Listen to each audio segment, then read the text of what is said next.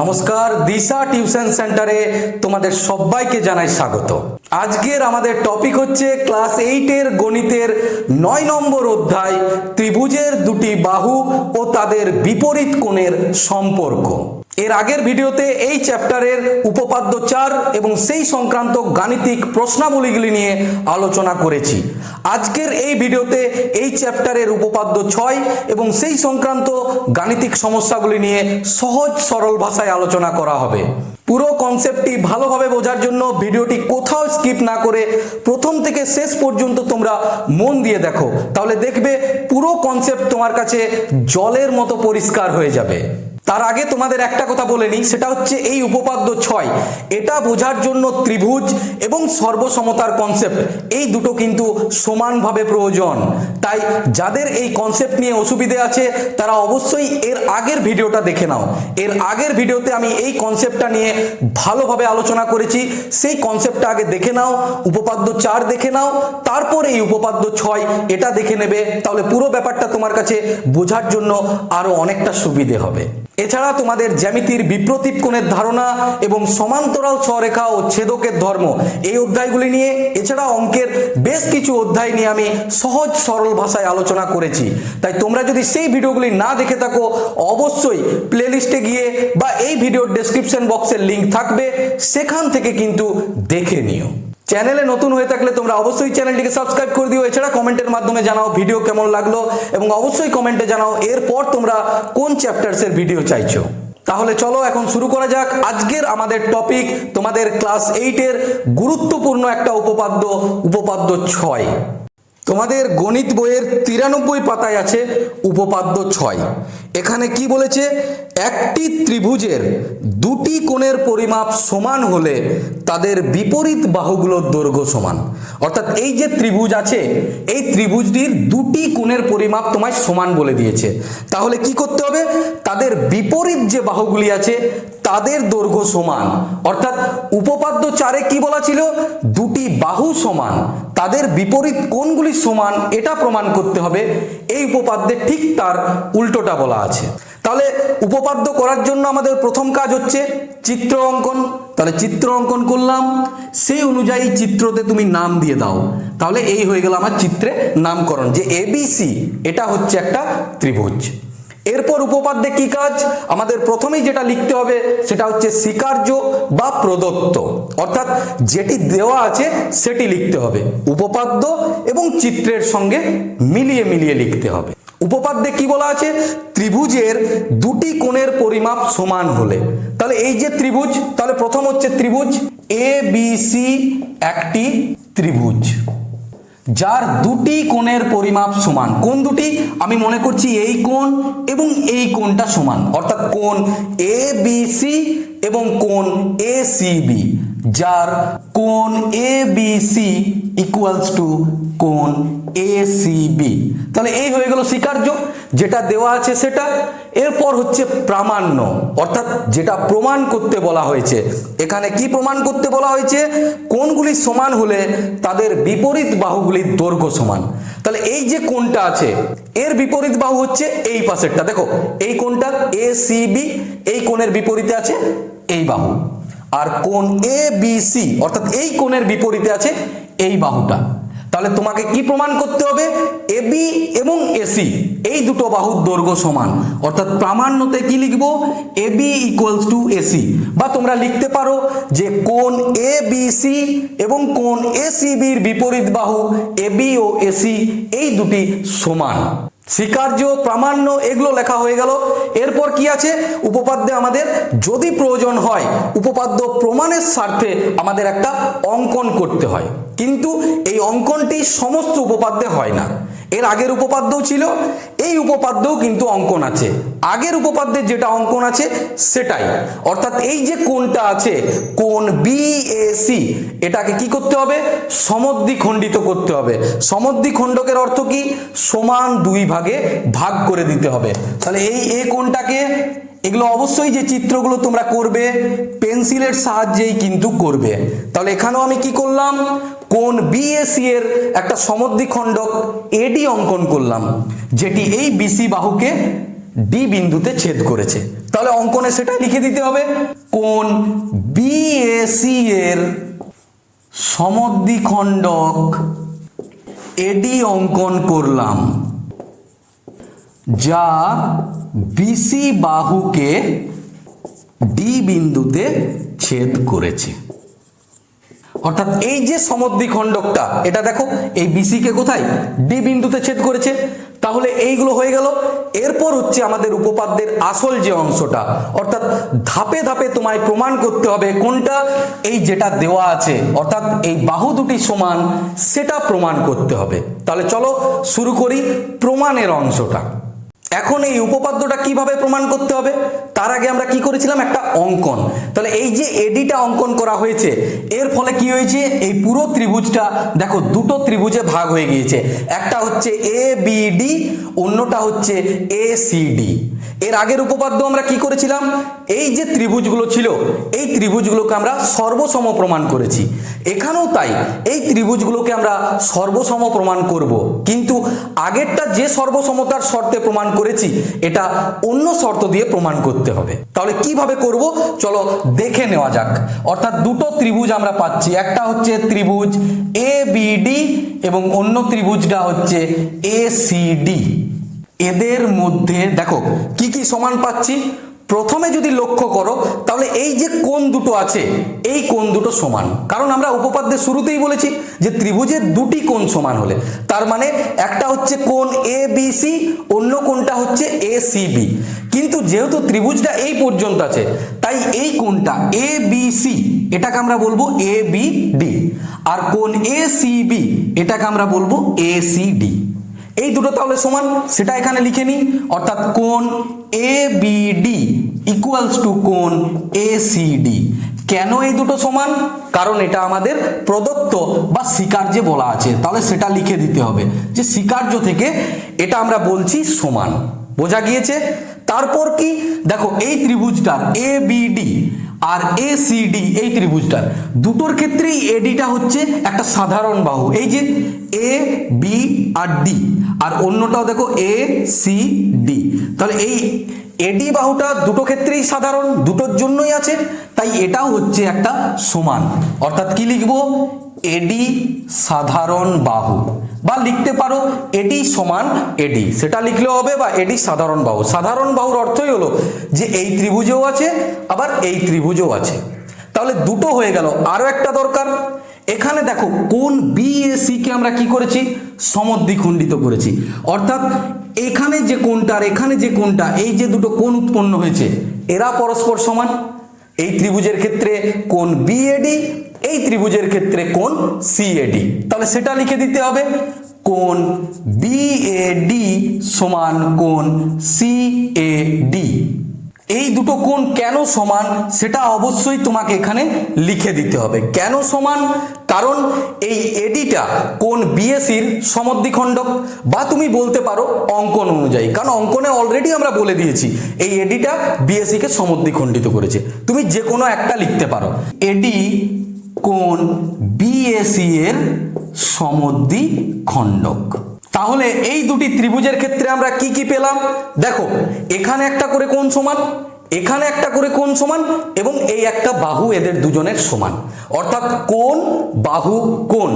তাহলে যখন তিনটি জিনিস এসে গেল, তাহলে অবশ্যই আমরা বলতে পারি ত্রিভুজ এ বি ডি এবং ত্রিভুজ এ সি ডি এরা পরস্পর সর্বসম, এবং এটা হচ্ছে সর্বসমতার চিহ্ন। তাহলে আবার ব্র্যাকেটে তোমাকে লিখে দিতে হবে কারণটা কি, কারণটা হচ্ছে এ এস এ শর্তানুসারে, বা এই শর্তে এটা হচ্ছে সর্বসম।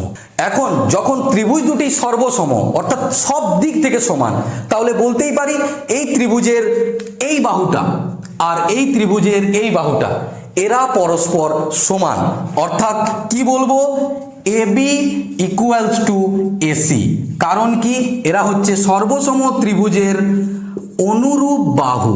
আমি তো আগেই বলেছি যখন সর্বসম হয়ে যাবে ত্রিভুজ দুটো, সেখানে আমি যেগুলো সমান লিখব সেখানে অবশ্যই লিখে দেব অনুরূপ বাহু, বা যদি কোনো কোণকে সমান করি, যেমন আগেরটাতে হয়েছিল সেখানে কি ছিল, অনুরূপ কোণ। এবং আমাদের এটাই তো প্রমাণ করতে দেওয়া ছিল, তাহলে এটা প্রমাণ হয়ে গেল। আমি কি বলেছি, প্রমাণ হওয়ার পর অবশ্যই তোমাকে পাশে লিখে দিতে হবে প্রমাণিত। এখন সবাই আমাকে কমেন্টে জানাও এই উপপাদ্যটা তোমাদের বোঝা গিয়েছে কি যায়নি। আমার মনে হয় তোমরা সবাই বুঝতে পেরেছো। এখন এই উপপাদ্য রিলেটেড কিছু গাণিতিক সমস্যা করে নেওয়া যাক, তাহলে কি হবে, এই উপপাদ্যটা বোঝার ক্ষেত্রে আরো অনেকটা সুবিধে হবে, কনসেপ্ট আরো বেশি তোমাদের কাছে পরিষ্কার হয়ে যাবে। তোমাদের কোষে দেখি 9-এর 1-এর দাগের অঙ্কগুলো, ওখানে 3টি চিত্র দেওয়া আছে এবং বিভিন্ন কোণের মাপগুলো দেওয়া আছে। তোমাকে বলতে হবে এই ত্রিভুজগুলির কোন দুটি বাহু সমান হবে। প্রথমের ছবিটাই দেখো, এখানে 3টি কোণের মাপই দেওয়া আছে, একটা 70 ডিগ্রি, আরেকটা 70 ডিগ্রি এবং অন্যটা 40 ডিগ্রি। তাহলে তোমায় বলতে হবে এখানে কোন বাহুগুলি সমান। আমার মনে হয় তোমরা সবাই উপপাদ্যটা বুঝে গিয়েছো এবং সেই উপপাদ্য রিলেটেড এটা গাণিতিক সমস্যা। আমি তাই তোমাদের 1টা মিনিট সময় দিচ্ছি, তোমরা ভিডিওটা পজ করো, নিজেরা অ্যান্সারটা করে কমেন্টে আমাকে জানাও, তারপর আমি যখন করব আমার সঙ্গে মিলিয়ে নেবে। আমার মনে হয় তোমরা সবাই করতে পেরেছো, এখন মিলিয়ে নাও। দেখো এই দুটি কোণ এখানে সমান, একটা হচ্ছে এই কোণটা আর একটা হচ্ছে তোমার এই কোণটা, অর্থাৎ কোণ বিএসি এবং কোণ বিসিএ। তাহলে যে দুটো কোণ সমান হয় তাদের বিপরীত বাহুগুলো, অর্থাৎ এই কোণটার বিপরীত বাহু কোনটা, এটা, আর এই কোণটার বিপরীত বাহু কোনটা, এটা। অর্থাৎ এখানে এবি ইকুয়ালস টু বিসি, অর্থাৎ এবি বাহু এবং বিসি বাহু এই দুটি বাহু পরস্পর সমান। এরপর এই ছবিটাই দেখো, এখানে দুটি কোণের মাপ দেওয়া আছে। ভালোভাবে যদি দেখো তাহলে এই ছবিটা আসলে হচ্ছে একটা সমকোণী সমদ্বিবাহু ত্রিভুজের। তাহলে এটার ক্ষেত্রে কোন দুটি বাহু সমান হবে বলো তো? একদমই ঠিক অ্যান্সার, পি কিউ এবং কিউ আর এই দুটি বাহু সমান, কারণ এখানে এই দুটি কোণ সমান। এই কোণটার বিপরীতে কোন বাহুটা আছে, এটা। এই কোণের বিপরীতে কোন বাহু আছে, পি কিউ। তাহলে এখানে কে সমান, পি কিউ এবং কিউ আর এই দুটি বাহু সমান। আর এক্ষেত্রে কি হবে, এই দুটি কোণ দেখো সমান বলেছে, তাহলে এর বিপরীতে আছে এই বাহু, এর বিপরীতে আছে এই বাহু, অর্থাৎ এক্স ওয়াই এবং ওয়াই জেড এরা পরস্পর সমান। আমার মনে হয় উপপাদ্যের সঙ্গে সঙ্গে এই গাণিতিক সমস্যাগুলিও তোমরা বুঝতে পেরেছো। তবু যদি অসুবিধে থাকে অবশ্যই আমাকে কমেন্টে জানাবে। এখন আমরা যেটা করব সেটা হচ্ছে এই দুটো উপপাদ্য, অর্থাৎ উপপাদ্য 4 এবং উপপাদ্য 6, এই দুটোর উপপাদ্যের কনসেপ্ট একসঙ্গে মিশে থাকবে, এরকম কিছু গাণিতিক সমস্যা করব। এরকমের গাণিতিক সমস্যাগুলি করলে এই উপপাদ্যের কনসেপ্ট আরো বেশি তোমাদের কাছে পরিষ্কার হয়ে যাবে। আমরা যে অঙ্কটা প্রথমেই করব সেটা হচ্ছে তোমাদের অঙ্ক বইয়ের 94 পাতার প্রয়োগ 1। কি বলা আছে এখানে, চিত্রে এবি সমান এসি, অর্থাৎ এখানে যে চিত্রটা দেওয়া আছে এখানে এই এবি বাহু এবং এসি বাহু এই দুটো বাহু সমান। আর কি বলা আছে, কোণ বিএসি এটা হচ্ছে 80 ডিগ্রি। তাহলে কোণ এবিসি এবং কোণ এসিবি এই দুটো কোণের পরিমাপ কত হবে সেটা তোমায় নির্ণয় করতে হবে। তাহলে কিভাবে এই অঙ্কটা করা যায় দেখে নেওয়া যাক। দেখো এখানে একটা জিনিস বলা আছে, এই যে ত্রিভুজটা আছে এই ত্রিভুজ এবিসি এর এবি এবং এসি এই দুটো বাহু সমান বলা আছে। যদি এই দুটো বাহু সমান হয় তাহলে কি হবে, এদের বিপরীত কোণগুলো সমান হবে। এদের বিপরীত কোণ কোনটা, এবি বাহুর বিপরীতে হচ্ছে এই কোণটা, অর্থাৎ কোণ এসিবি, এবং এসি বাহুর বিপরীত কোণ হচ্ছে এটা, অর্থাৎ কোণ এবিসি। এটা অতএব আমরা কি বলতে পারি, কোণ এবিসি ইকুয়ালস টু কোণ এসিবি। বোঝা গেল? এখন আমরা কি করছি, মনে করি যে এই দুটো কোণের পরিমাপ হচ্ছে x ডিগ্রি করে, অর্থাৎ কোণ এবিসি ইকুয়ালস টু কোণ এসিবি সমান x ডিগ্রি। যেহেতু ত্রিভুজের বাহু দুটি সমান তাহলে কোণ দুটি সমান, অর্থাৎ কোণ দুটির পরিমাপও সমান হবে, এবং আমি ধরে নিলাম এই কোণ দুটির পরিমাপ হচ্ছে x ডিগ্রি করে। এখন তোমরা বলো তো ত্রিভুজের যে 3টি কোণ আছে এই 3টি কোণের সমষ্টি কত? 180 ডিগ্রি, এটা নিশ্চয়ই তোমরা জানছো। অর্থাৎ আমরা কি বলতে পারি, কোণ এবিসি প্লাস কোণ এসিবি প্লাস কোণ বিএসি, অর্থাৎ এই কোণ এবং এই কোণ, এই 3টি কোণের যোগফল হবে 180 ডিগ্রি। এখন কোণ এবিসির মাপ কত? X degree. কোণ এসিবির মাপ কত? X degree. এবং কোণ বিএসির মাপ তো দেওয়াই আছে 80 ডিগ্রি। এটা সমান 180 ডিগ্রি। তাহলে এখন যদি এখান থেকে সমাধান করে নিই, এই এক্স এর মানটাকে নির্ণয় করে নিই, তাহলে এই দুটো কোণের মাপ পেয়ে যাব। তাহলে করে নেওয়া যাক, এক্স ডিগ্রি এক্স ডিগ্রি, দুটো এক্সে যোগ করলে কত হয়? 2x। এবং এই যে 80 ডিগ্রি আছে এটাকে এই পাশে নিয়ে যাব, এখানে প্লাস আছে, এই পাশে গেলে মাইনাস। অর্থাৎ এক্স ডিগ্রি সমান কত হবে? 100 ডিগ্রি বাই 2, কারণ 2টা এখানে আছে, এখানে এলে ভাগে 100 বাই 2 অর্থাৎ 50 ডিগ্রি। তাহলে এখানে এই যে দুটো কোণ পাওয়া যাচ্ছে, এই দুটো কোণের পরিমাপ কত ডিগ্রি করে হবে? 50 ডিগ্রি 50 ডিগ্রি। দেখো তিনটেতে যোগ করে নাও, 50 50 100 আর 80তে 180। একদম ছোট্ট একটা অঙ্ক, আমার মনে হয় তোমরা সবাই বুঝতে পেরেছো। তবু সবাই একবার কমেন্টে আমাকে জানাও তোমরা বুঝতে পেরেছো কি পারোনি। এর পরের গাণিতিক সমস্যাটি দেখো, এটিও ওই পাতারই, অর্থাৎ 94 পাতার প্রয়োগ 2। এখানে কি বলা আছে? এরকম একটা চিত্র দেওয়া আছে, সেখানে এবি এবং এসি এই দুটো সমান বলা আছে, অর্থাৎ ত্রিভুজ এবিসি এর এবি ইকুয়ালস টু এসি। আর কি বলা আছে? এই যে কোণটা আছে, ওই বহিস্থ কোণটা এসিই এর মাপ দেওয়া আছে 115 ডিগ্রি। তাহলে এই যে ত্রিভুজটা আছে, ত্রিভুজ এবিসি, এর এখানে যতগুলো কোণ আছে, অর্থাৎ 3টি কোণ আছে। একটা কোণ হচ্ছে কোণ বিএসি, একটা কোণ হচ্ছে এবিসি এবং অন্য কোণটা হচ্ছে এসিবি। এই 3টি কোণের পরিমাপ কত হবে সেটা তোমায় নির্ণয় করতে হবে। তাহলে দেখা যাক কিভাবে করতে হবে। এখানে এবি এবং এসি এই দুটো বাহু সমান বলা আছে, অর্থাৎ এদের যে বিপরীত কোণগুলো হবে, এই কোণটা এসি বাহুর বিপরীতে কে আছে? এটা এবিসি। এবং এবি বাহুর বিপরীতে কে আছে? এটা, অর্থাৎ এসিবি। এই দুটো সমান। তাহলে এটা আগে লিখে নিই, কোণ এবিসি ইকুয়ালস টু কোণ এসিবি। এখন কোণ এসিই এর মাপ দেওয়া আছে 115 ডিগ্রি। যদি এটা 115 ডিগ্রি, এটা 115 ডিগ্রি হয়, তাহলে এটা কত হবে বলো তো? ভালোভাবে লক্ষ্য করো, একটা সরল রেখা, এবং সরল রেখার উপর যদি একটা রশ্মি দণ্ডায়মান হয়, দুই পাশে যে দুটি সন্নিহিত কোণ উৎপন্ন হয়, এদের সমষ্টি কত হয়? 180 ডিগ্রি। তাহলে এখানেও তাই, এই হচ্ছে বি সরল রেখা এবং এসি রশ্মি। তাহলে এখানে যে দুটি কোণ হবে তাদের সমষ্টি হচ্ছে 180 ডিগ্রি। তাহলে কোণ এসিবির মাপ আমরা এক্ষুনি পেয়ে যাব। এসিবি কত হবে? 180 ডিগ্রি মাইনাস 115 ডিগ্রি। টোটালটা 180, এখানে আছে 115, তাহলে দুটোর বিয়োগ করলে হয়ে গেল 65 ডিগ্রি। যদি এটা 65 ডিগ্রি হয়, তাহলে এই কোণটা কত হবে? যেহেতু এই দুটি কোণ পরস্পর সমান, তাই কোণ এবিসি সমানও 65 ডিগ্রি। এই পর্যন্ত বোঝা গিয়েছে কিনা আমাকে আগে কমেন্টে তোমরা জানাও। এখন ত্রিভুজ এবিসির আমরা দুটো কোণের পরিমাপ পেয়ে গেলাম, এটা এবং এটা, বাকি থাকলো এটা। আমরা মনে করি যে কোণ বিএসি এর মাপ হচ্ছে এক্স ডিগ্রি। এটাকে কত ধরলাম? X degree. কেন ধরলাম? কারণ ত্রিভুজের 3টি কোণের সমষ্টি 180 ডিগ্রি। তাহলে এখান থেকে যখন সমাধান করব, এই এক্স এর মানটা পেয়ে যাব। অর্থাৎ কি বলতে পারি? কোণ বিএসি প্লাস কোণ এবিসি প্লাস কোণ এসিবি, এই কোণ এবং এই কোণ, এদের তিনজনের সমষ্টি হচ্ছে 180 ডিগ্রি। বিএসির মাপ এক্স ডিগ্রি, এবিসি হচ্ছে 65, এসিবিও হচ্ছে 65 ডিগ্রি সমান 180 ডিগ্রি। এখান থেকে তোমরা ঝটপট সমাধান করো তো, করে এই এক্স এর মানটা নির্ণয় করো।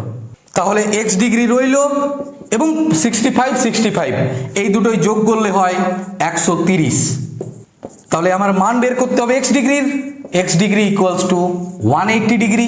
এই 130 ডিগ্রি এই সাইডে গেলে মাইনাস, দুটোই বিয়োগ করলে কত হচ্ছে? 50 ডিগ্রি। অর্থাৎ এই কোণটা হচ্ছে 50 ডিগ্রি। তোমাদের মধ্যে কারো কি বোঝার অসুবিধে আছে? আমার মনে হয় না তোমাদের কারো অসুবিধে আছে। তবু যদি অসুবিধে থাকে অবশ্যই কিন্তু কমেন্ট করবে। এখন তোমরা একটা কাজ করো, অর্থাৎ আগের দিনের মতোই যেমন উপপাদ্য 4টা লিখেছিলে একইভাবে একবার দেখে দেখে কিন্তু বুঝে বুঝে উপপাদ্য 6টা লেখো, তারপর আরেকবার না দেখে লেখার চেষ্টা করো। উপপাদ্য 4 এবং উপপাদ্য 6 এই দুটি হয়ে গেল। এর সঙ্গে উপপাদ্য 4 এবং 6 রিলেটেড যে সমস্ত গাণিতিক প্রশ্নাবলীগুলি আছে সেগুলিও আমরা করে ফেললাম। এখন কোষে দেখি 9-এর 1-এর দাগ এবং 2-এর দাগের অঙ্কগুলো হয়ে গেল। 3-এর দাগ থেকে যে অঙ্কগুলো আছে অর্থাৎ এক্সট্রা উপপাদ্য, উপপাদ্যের প্রয়োগ, এবং তোমাদের বইয়ের প্রয়োগেও বেশ কিছু এক্সট্রা উপপাদ্য আছে। এর পরের ভিডিওগুলোতে আমরা সেই উপপাদ্যের প্রয়োগগুলো কিভাবে সহজে করা যায় সেগুলি নিয়ে আলোচনা করব। এই অধ্যায়টি ছাড়াও তোমাদের গণিতের বেশ কিছু অধ্যায়ের সহজ সরল ভাষায় আলোচনা করা হয়েছে। তোমরা অবশ্যই সেই ভিডিওগুলিও কিন্তু প্লেলিস্টে বা এই ভিডিওর ডেসক্রিপশন বক্সের লিংক দেওয়া থাকবে, সেখান থেকে দেখে নিও। ভিডিও ভালো লাগলে অবশ্যই তোমরা চ্যানেলটিকে সাবস্ক্রাইব করে দিও, ভিডিওতে একটা লাইক করে দাও এবং এই ভিডিওগুলি তোমার বন্ধুদের সঙ্গেও কিন্তু শেয়ার করে নিও। আজ তাহলে এই পর্যন্তই, তোমাদের সঙ্গে দেখা হবে এর পরের ভিডিওতে। সুস্থ থেকো, ভালো থেকো।